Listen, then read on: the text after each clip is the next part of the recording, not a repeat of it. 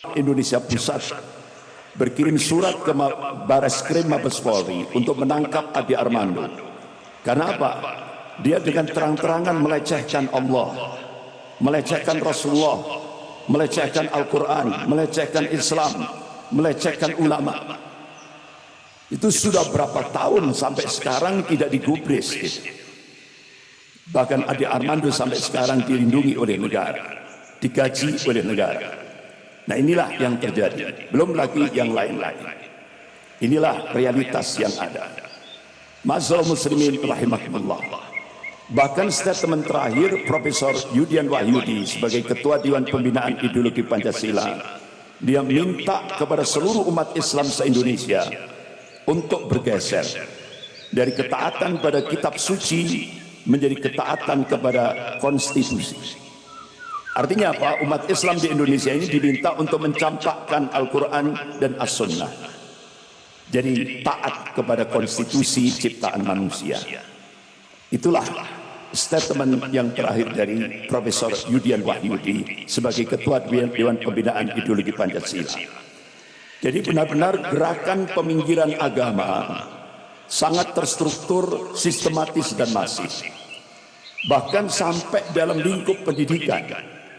Kita cukup kaget sekali roadmap pendidikan nasional 2020 sampai 2035 sudah tidak ada lagi agama. Sampai akhirnya dua ormas besar di Indonesia, Muhammadiyah dan Majelis Ulama Indonesia Pusat, bertanya langsung kepada Mendikbud Pak Nadiem Makarim, apakah dengan roadmap pendidikan nasional 2020 sampai 2035, artinya 15 tahun ke depan, ingin menjadikan generasi Indonesia menjadi generasi ateis, komunis? Tidak ada jawaban. Tapi akhirnya ujung-ujungnya muncullah sebuah peraturan pemerintah nomor 57 tahun 2021. Jadi standar pendidikan nasional sudah tidak ada lagi, yaitu mata pelajaran Pancasila dan bahasa Indonesia sudah dihapus. Inilah, jadi tahap demi tahap peminggiran agama ini terstruktur, masif, tersistematis dan masif sekali. Bahkan Dirjen Kemendikbud mengeluarkan Kamus Sejarah Indonesia. Jadi sekarang Kamus Sejarah Indonesia tidak ada lagi tokoh-tokoh Islam seperti Muhammad Natsir, pencetus NKRI, itu sudah tidak ada lagi. Hadratus Syekh Hasyim Asy'ari sudah tidak ada lagi. Kiai Haji Wahid Hasim dari Nahdlatul Ulama sudah tidak ada lagi. Kiai Haji Mudzakkir dari Muhammadiyah tidak ada lagi. Kiai Haji Agus Salim dari Serikat Islam sudah dihapus. Bahkan Buya Hamka sudah tidak ada lagi. Jadi yang dimunculkan kamus sejarah baru di Indonesia, yang dimunculkan oleh Dirjen Kemendikbud, ini justru DNID, tokoh-tokoh PKI dan beberapa tokoh-tokoh PKI yang lain.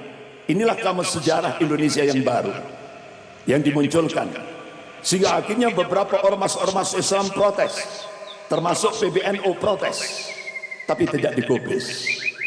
Inilah yang terjadi. Jadi gerakan peminggiran agama ini benar-benar terus bergerak. Kenapa? Konsekuensi dengan nota diplomatik Beijing 1448, Indonesia wajib harus menjadi negara sekuler. Kalau Indonesia menjadi negara sekuler, otomatis komunis akan bangkit. Itu logika politiknya. Ma'asyiral muslimin jamaah subuh rahimakumullah. Bahkan kita cukup kaget sekali di Taman Mini Indonesia Indah dibangun monumen Laskar Cina Poh Antui, diresmikan oleh Menteri Dalam Negeri Pak Cahyokumolo. Pada saat peresmian itu disaksikan 9 naga dan Mendagri pidato. Laskar dengan meresmikan Laskar Cina Poh Antui ini mengingatkan kembali siapa leluhur bangsa Indonesia. Jadi leluhur bangsa Indonesia itu Cina. Itu menurut Mendagri Pak Cahyokumolo. Sehingga akhirnya pakar-pakar sejarah di Jakarta, termasuk Pak Ridwan Saidi, itu budayawan Betawi, marah. Ini belajar sejarah dari mana Pak Mendagri ini? Marah betul. Bahkan beberapa tokoh-tokoh di Jakarta minta dihancurkan itu Laskar Cina Po Antui, monumen Laskar Cina Po Antui. Kenapa? Ternyata setelah diungkap sejarah, dan itu diungkap oleh Jenderal Ahana Sution, bahkan beberapa tokoh-tokoh yang sudah wafat, ternyata Laskar Cina Po Antui itu diciptakan oleh penjajah Belanda untuk memata-matai pribumi, dipersenjatai oleh Belanda, penjajah Belanda. Bahkan Laskar Cina Po Antui itu diperintah untuk menarik upeti terhadap pribumi, yang tidak mau langsung ditembak, dibunuh. Bahkan Laskar Cina Po Antui melakukan yaitu pemerkosaan terhadap wanita-wanita pribumi, dan itulah yang sejarah yang benar. Tapi sekarang dirubah jadi pahlawan. Begitu juga di Bandara Internasional Soekarno-Hatta Cengkareng dipasang baliho besar. Itu kalau pesawat landing itu nampak sekali baliho besar itu. Jadi nampak gambar Presiden Soekarno dan Hatta. Kemudian kanan kirinya pahlawan-pahlawan Indonesia. Sampai di tengah itu ada dua tokoh Islam, Hadratul Syekh Hasyim Asy'ari, pendiri Nahdlatul Ulama, kemudian Kiai Haji Ahmad Dahlan, pendiri Muhammadiyah. Tapi di bawah dua tokoh Islam ini ada dua foto, yaitu Musa dan DN Aidit. Jadi sekarang Musa dan DN Aidit dijadikan sebagai pahlawan. Astagfirullah. Sehingga akhirnya ormas-ormas Islam di Jakarta, tokoh-tokoh sejarah di Jakarta minta baliho itu untuk segera diturunkan. Alhamdulillah, baliho itu segera diturunkan. Karena itu penggelapan sejarah. Ya, itu penggelapan sejarah. Ya, pemutar balikan sejarah. Bapak-bapak, ibu-ibu, saudara-saudara yang dirahmati Allah. Bahkan hari Rabu 27 Mei 2015, Wakil Perdana Menteri Cina Liu Yangdong di Auditorium FISIP Universitas Indonesia di depan akademisi, mahasiswa-mahasiswi, beliau memberikan pidato. Konsekuensi Indonesia mendapatkan bantuan hutang dari Cina tahap pertama, yaitu 647 triliun, itu konsekuensinya 10 juta rakyat Cina daratan wajib masuk ke Indonesia. Targetnya 2020. Kita hanya bisa melihat di koran. Di koran sepertinya dicicil 100, 150, 250, 500, sekian. Tapi begitu Duta Besar Cina untuk Indonesia di Jakarta memberikan konferensi pers di depan media, ternyata tiap tahun rakyat Cina daratan yang masuk di Indonesia, bahkan disiapkan 19 bandara oleh pemerintah, itu 2 juta per tahun. Genap 2020 itu 10 juta rakyat Cina. Oleh karena itu ada dua pensiunan jenderal Angkatan Darat, yaitu Bapak Letnan Jenderal TNI Purnawirawan Sarwan Hamid, mantan Kasospol ABRI, dan ada satu mantan Pangdam, datang ke Jawa Timur. Beliau kumpulkan tokoh-tokoh ulama.